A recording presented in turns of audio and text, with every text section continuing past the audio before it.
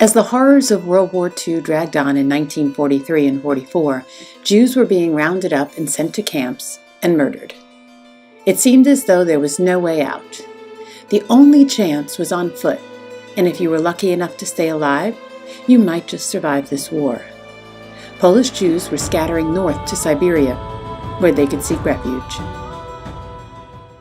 Finally got to Siberia. My father was sick, and I was full of lice. So they took me to the orphanage. They shaved my hair off, my hair off, and they gave me a bath, gave me clean clothes. And my father went to the hospital, and then he came out.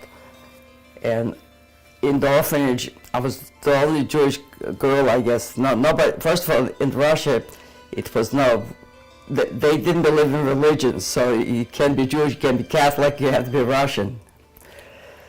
So my maiden name is Poliskin, so they said, I'm Poliskin now. That makes it Russian, Polish. I said, okay, I wasn't going to argue with them. If I'm not Jewish, it's fine.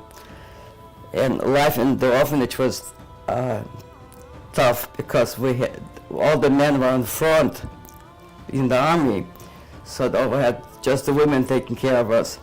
School was minimal because we had no books, no paper, no pencils, and we were hungry. So how can you study if you're hungry and you're cold and you're lonely and miserable? And we had no future, and there's nothing to look forward to. And in gym, we had to learn how to handle a hand grenade, and and how to hide, And then we had to. It was freezing cold. We had to go outside, and they taught us how to march in the parades. And we had to sing, I'm not afraid of Siberia. Siberia also belongs to the Russian land, very patriotic. And we were doing the parade, like 1st of July is a big holiday. We had to march, and they would give us clean clothes, like just twice a year we had new clothes.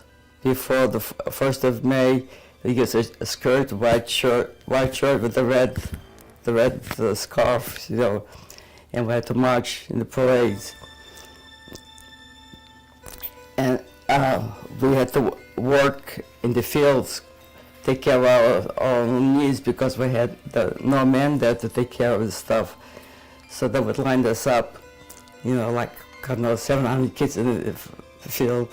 And by hand we had to plant the potatoes, and then we had to if the potatoes grow up, it put more dirt on so it wouldn't be green.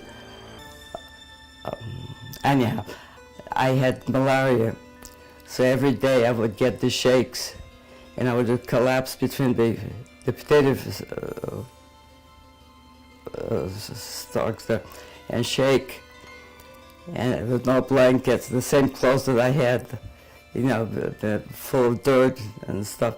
And after an hour, I'd fall asleep, then I wake up, I'd be okay. But 12 o'clock, they knew it was 12 o'clock, right? I would just shake. They didn't have capsules, they had, the quinine was a powder. It was awful, so I had a hard time taking that medicine. So that was no deal. Then my father got better, he got out from the hospital, he got me out of the orphanage. We got in a one-room apartment, and life became sort of normal for a very short time. They took him to the army. So off I went to another orphanage, and the same thing stayed. I wasn't any better. During 1939,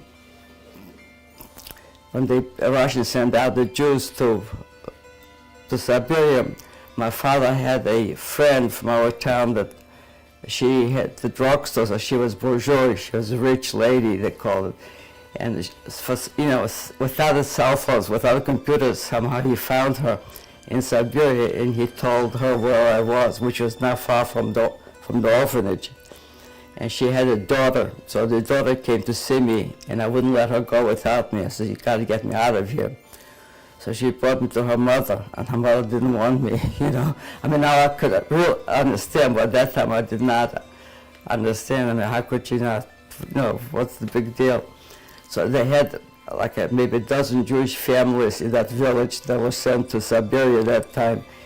And Jews helped Jews, so they decided actually eat one meal a day in different homes. And that was terrible. Because when you're an orphanage, everybody's hungry, everybody's the same. This way you're an outsider. You know, people have families. I was not moving myself.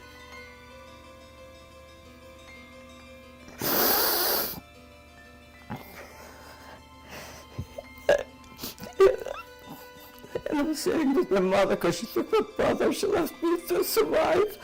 And once you die, you die. This was just like...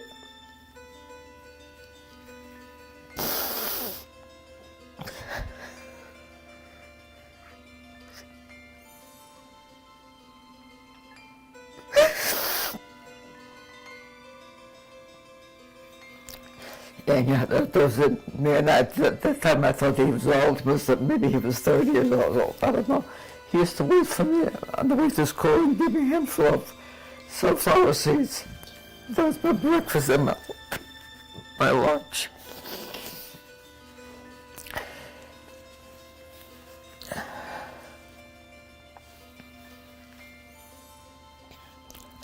And I had to work for this woman. I had to carry water. I have a picture upstairs. You know, the water, what do you call it? So I had to go to the lake. You know, in Siberia, there no clothes, no gloves, nothing. You had to get the water, 2 pills of water and carry it to the house and boil the water and wash the floors. The floor was white. Take a big knife in the hands and knees. Each panel you have to scrub and wash it out. It was just, oh.